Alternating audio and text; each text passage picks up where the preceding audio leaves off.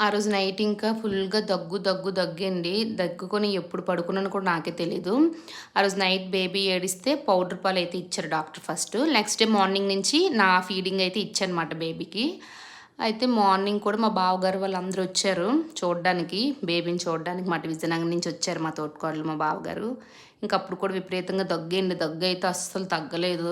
చాలా నరకం చూసానండి. ఇప్పటికి కూడా తలుచుకుంటే అసలు ఆ సిట్యుయేషన్‌లో నేనేమైనా అయిపోతానేమో, నా పిల్లల పరిస్థితి ఏంటి, అదే ఆలోచన మాట. ఎందుకంటే కుట్లు చాలా పచ్చిగుంటాయి 11 రోజుల వరకును.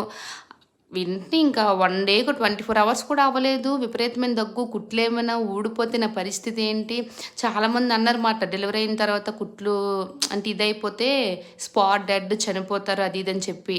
అవే మైండ్‌లో అలా రన్ అవుతూ ఉండేవిమాట అసలు ఏమవుతదో ఏదని.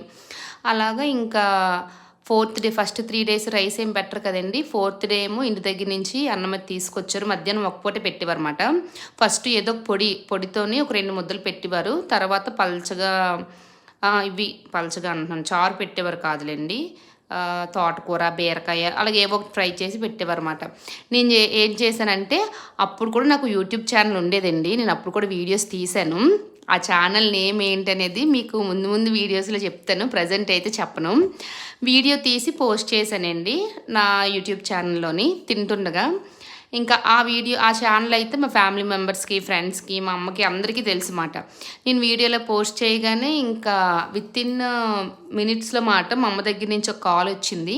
అర్జెంట్‌గా వీడియో డిలీట్ చెయ్యి అని చెప్పి. ఏమైందమ్మా ఏంటి అంటే పొరటాలు తినడము ఎవ్వరు చూడకూడదు. అలాంటిది నువ్వు ఏకంగా వీడియో తీసి పోస్ట్ చేసావు. యూట్యూబ్‌లో పెట్టావు.